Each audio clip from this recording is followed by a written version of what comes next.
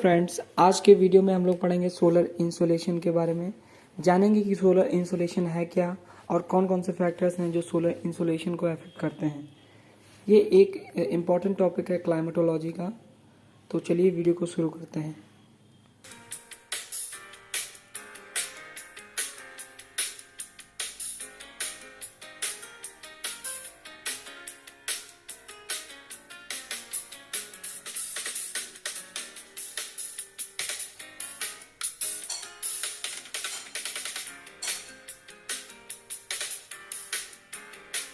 Now let us discuss solar insolation. What is solar insolation? Solar insolation is basically the incoming solar radiation. जो सन की तरफ से हमारे side में solar radiation आता है शॉर्ट वेवलेंथ की फॉर्म में, उसी को सोलर इंसोलेशन कहते हैं। Which is radiated by the sun and received by the earth. जो सोलर रेडिएशन है शॉर्ट वेवलेंथ की फॉर्म में आता है, जो सन के द्वारा रेडिएट किया जाता है और उसको अर्थ के द्वारा रिसीव किया जाता है। Thus, solar radiation traveling from the sun and reaching the earth is known as solar insolation. तो जो सोलर मतलब सन का रेडिएशन है वो सन से होकर धरती पर आता है, उसी को हम सोलर इंसुलेशन कहते हैं। अब हम लोग देखेंगे लैंगलेस कोफिशिएंट क्या है। Energy received by the earth from the sun is in the form of short wavelength radiations. जो एनर्जी अर्थ के द्वारा रिसीव की जाती है, जो सन के द्वारा रेडिएट की जाती है, वो शॉर्ट वेवलेंथ रेडिएशंस की फॉर्म में होती है, विच इज़ 1.94 कैलोरी पर सेंटीमीटर स्क्वायर पर मिनट। तो ये एनर्जी जो है फिक्स्ड रहती है, इसी को हम लोग सोलर कांस्टेंट कहते हैं। लैंगले ने बताया था, इसलिए इसको लैंगलेस कोफिशिएंट कहते हैं। This value is given by Langley, hence is known as Langley coefficient. Now let us discuss the factors that affect the insolation. वो फैक्टर्स के बारे में देखते हैं जो इंसोलेशन को अफेक्ट करते हैं। सबसे पहले पढ़ेंगे स्लैंटिंग सन रेज। जो सन रेज हैं वर्टिकली या परपेंडिकुलरली पड़ रही हैं या हॉरिजॉन्टली पड़ रही हैं, इसका बहुत ज़्यादा इफेक्ट रहता है सन के सोलर इंसोलेशन में। फिर हम लोग देखेंगे activities of the surface of the sun. Sun के सरफेस पे जो एक्टिविटीज़ होते हैं, जैसे सोलर फ्लेयर्स बनना या ब्लैक स्पॉट बनना या स्पॉट बनना। फिर हम देखेंगे ट्रांसपेरेंसी ऑफ द एटमॉस्फेयर, कि क्लाउड्स हैं या क्लियर स्काई है या क्लाउडलेस स्काई है, उसके बारे में देखेंगे। फिर हम लोग देखेंगे position of the earth with respect to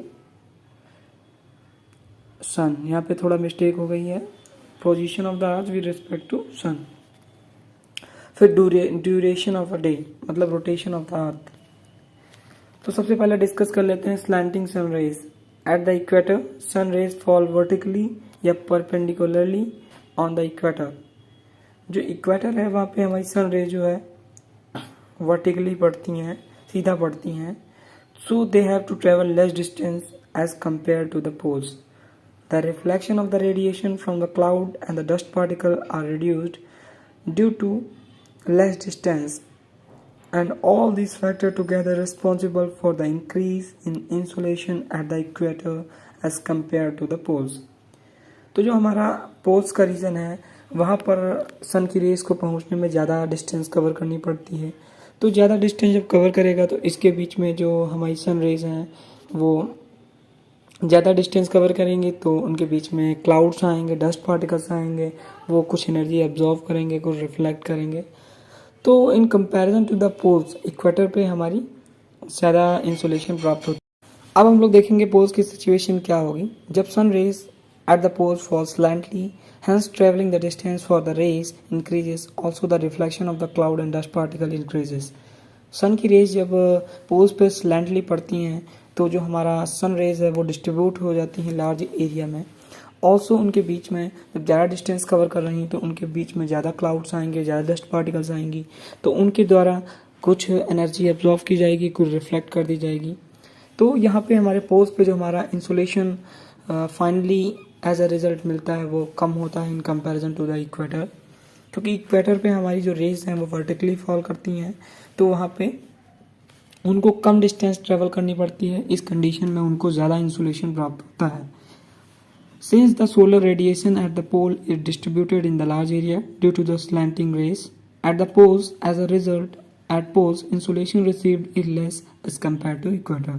जैसा कि हम लोगों ने डिस्कस किया कि पोल्स में हमारा जो इंसुलेशन है वो कम होगा in comparison to the equator, because the rays are being slantly at the poles and vertically at the equator.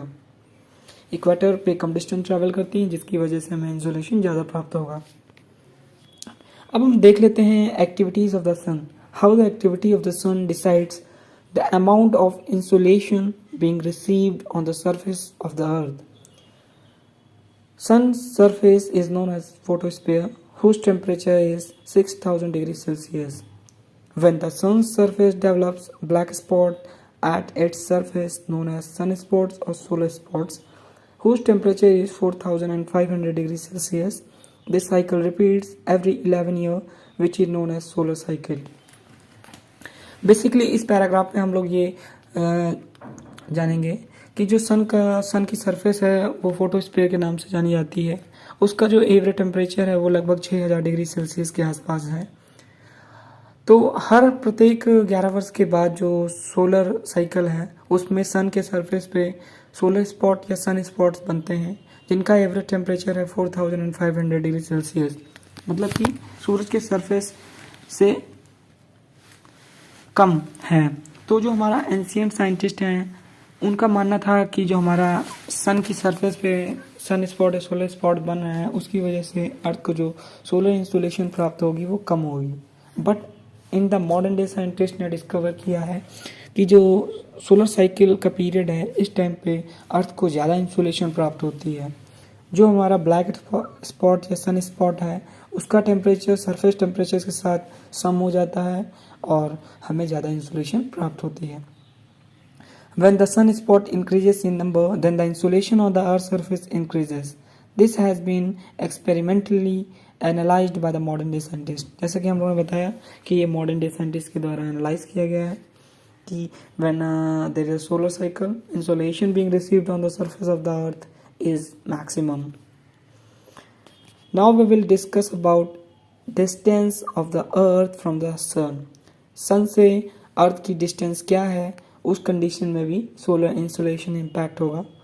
तो जो द अर्थ है वो हमारे सन के चारों तरफ इलेप्टिकल ऑर्बिट में घूमती है. तो एक ऐसी कंडीशन आती है जब सन और अर्थ के बीच में कम से कम दूरी होती है और एक ऐसी कंडीशन आती है जब सन और अर्थ के बीच में मैक्सिमम डिस्टेंस होती है. एवरेज डिस्टेंस जो सन और अर्थ के बीच में है वो लगभग 15 करोड़ किलोमीटर है. एंड द शॉर्टेस्ट डिस्टेंस जो अर्थ और सन के बीच में है वो हमारी है पेरीहिलियन.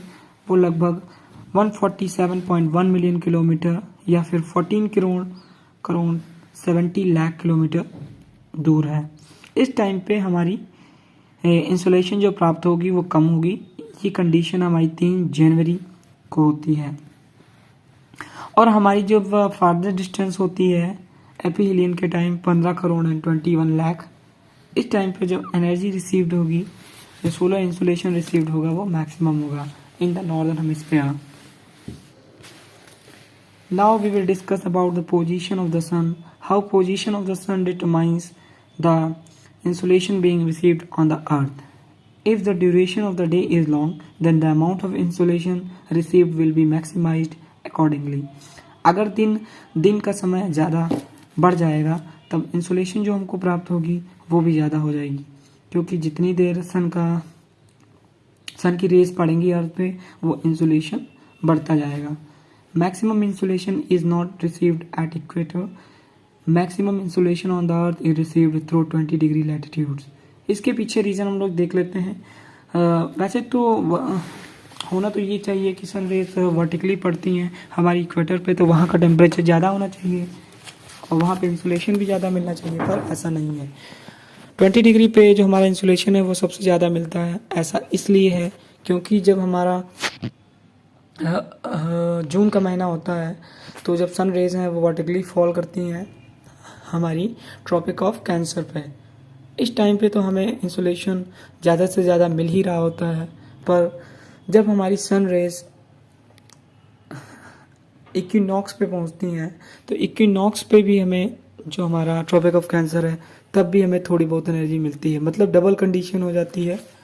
तो इस कंडीशन में अर्थ को जो मैक्सिमम सोलर एनर्जी है वो 20 डिग्री लैटिट्यूड पे मिलती है। अब हम लोग देख लेंगे transparency of the atmosphere. Transparency of the atmosphere कैसे इंसुलेशन को इम्पैक्ट करता है उसके बारे में जानेंगे। When there are clouds and dust particle, the energy or insolation from the sun is reduced due to the reason that some energy is absorbed and reflected back in the sky. जब अगर clear sky नहीं है उस condition में clouds होंगे, dust particles होंगे, तो जब सोलर इंसुलेशन या सोलर रेस आ रही हैं तो उनकी कुछ एनर्जी को ये clouds and dust particle absorb कर लेंगे and they will reflect back.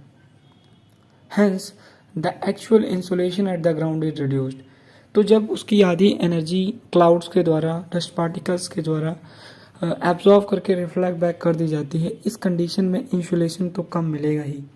अब केस दूसरा देख लेते हैं। When there is a clear sky, the insolation from the sun received is maximum, as only few amount of insolation will be absorbed and reflected back, but actual amount of insolation as compared to the cloud sky on the surface is maximum. मान लो sky clear है, तब जो हमें insulation प्राप्त होगा वो ज़्यादा से ज़्यादा होगा, क्योंकि यहाँ पे जो हमारी सन रेज हैं उसकी एनर्जी कम से कम एटमॉस्फेयर के द्वारा एब्जॉर्ब की जाएगी और एक्चुअल अमाउंट ऑफ एनर्जी जो है वो ग्राउंड पे पहुँच जाएगी। तो इस कंडीशन में हमें ज़्यादा इंसुलेशन प्राप्त होगा as compare to the cloudy sky. Cloudy sky से हमें क्लियर स्काई में ज़्यादा इंसुलेशन प्राप्त होगा। तो ये हमारा वीडियो था सोलर इंसुलेशन के बारे में। आगे की वीडियो, आगे की सीरीज़ क्लाइमेटोलॉजी की आती रहेगी। अगर ये वीडियो आपको अच्छा लगा हो तो एक लाइक करिए और चैनल को सब्सक्राइब करें। Thank you.